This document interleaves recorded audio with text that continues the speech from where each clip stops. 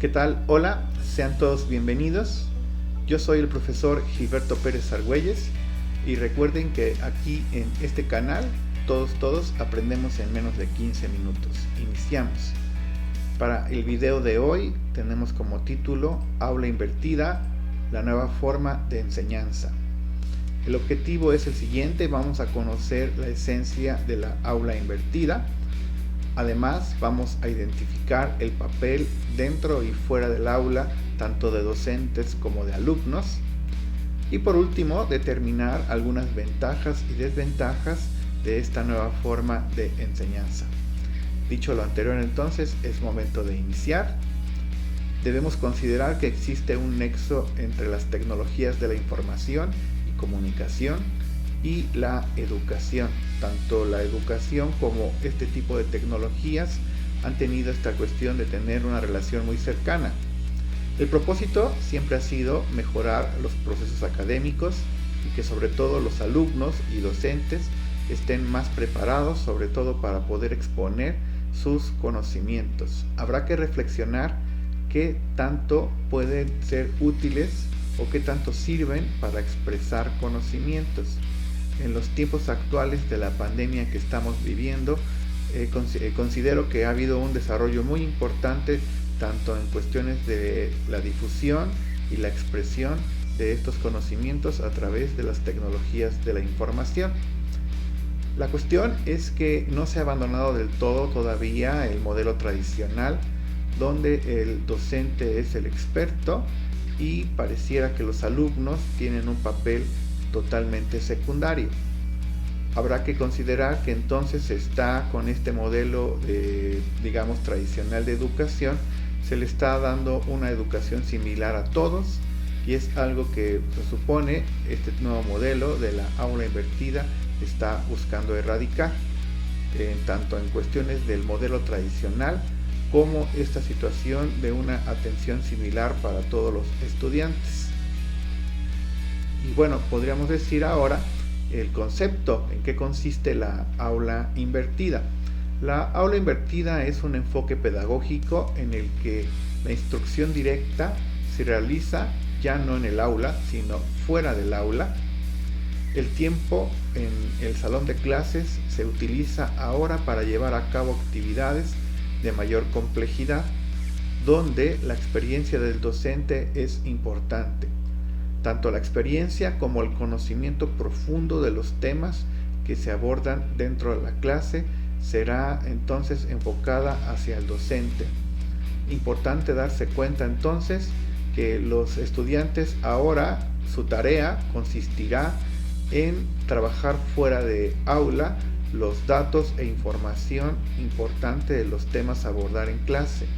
Entonces la instrucción, ¿verdad?, de los temas y conceptos importantes de una clase se van a llevar a cabo ahora fuera del aula, y en el salón de clases se va a utilizar el tiempo para aterrizar algunos conceptos, para poder hacer algunas cuestiones de, prácticas sobre los temas abordados, y así entonces se va a utilizar de mejor forma el tiempo.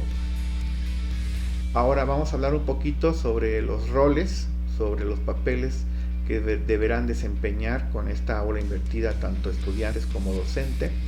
Por ejemplo, en el caso del docente, ahora él se va a encargar de planear estrategias y recursos didácticos para poder plantearlos dentro de la clase. Cuando hablamos de recursos didácticos nos referimos a, por ejemplo, aprendizaje basado en proyectos, aprendizaje colaborativo, entre otros.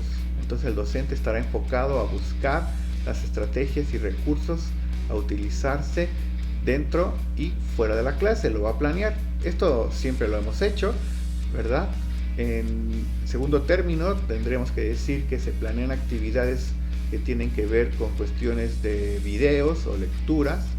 El docente entonces tendrá que buscar qué tipo de estrategia utilizar para poder darle a los alumnos las herramientas y los conocimientos necesarios que ellos van a trabajar fuera del aula.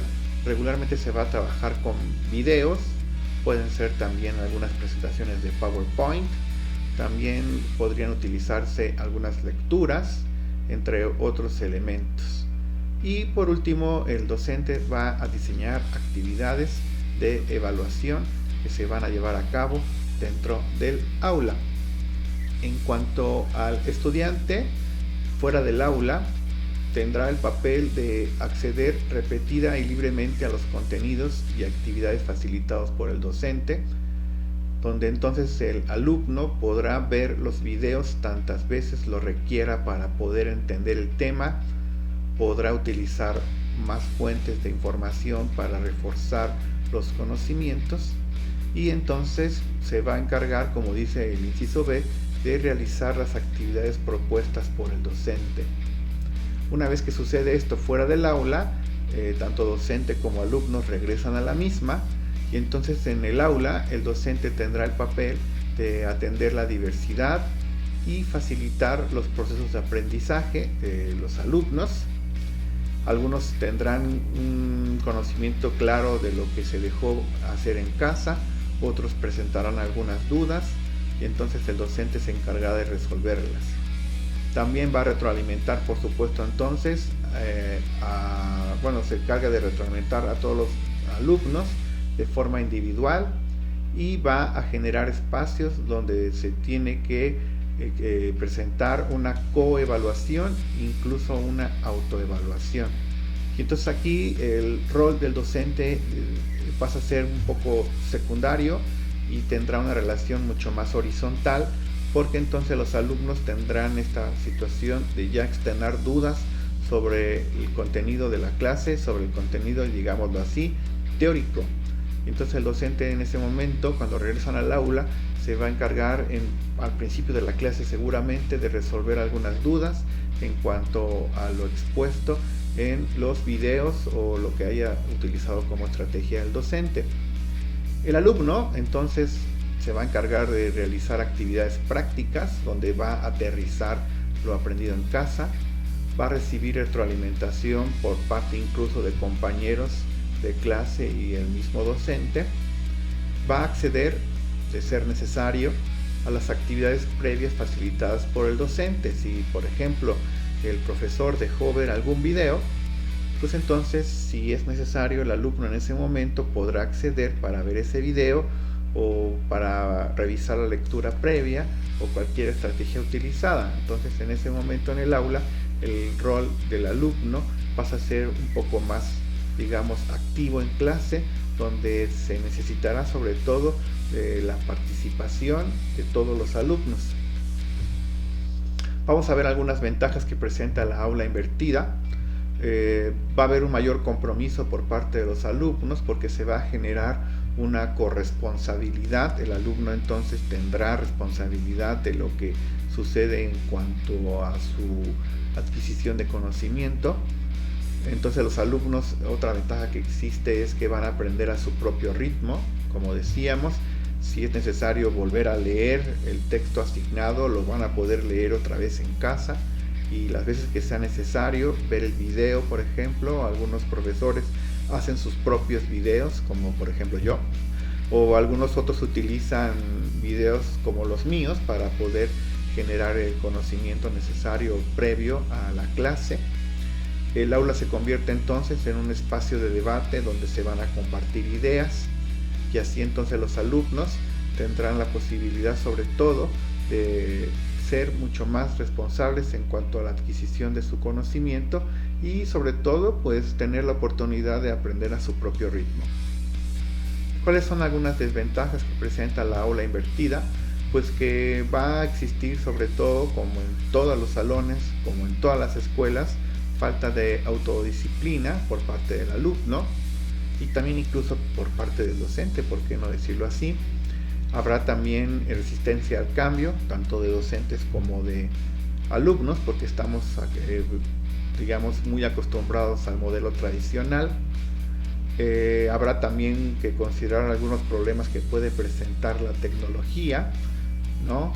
Sobre todo esta cuestión de las fallas que puede haber en internet y el poco compromiso por parte de algunos estudiantes que se puede presentar, cosas que pues siempre han existido y que pueden perjudicar sobre todo esta cuestión de la adopción de la aula invertida como una nueva forma de enseñanza.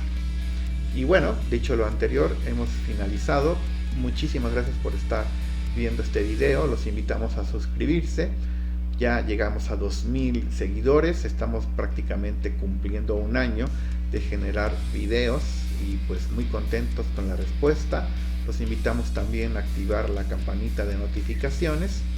Y por último también invitarlos a nuestro nuevo proyecto del podcast que estamos publicando en Spotify. Se llama Búsquenos por favor y síganos, Historia de México en corto. Y también tenemos nuestra cuenta de Twitter donde estamos interactuando con todos. Muchísimas gracias y nos estamos escuchando y viendo en los siguientes videos.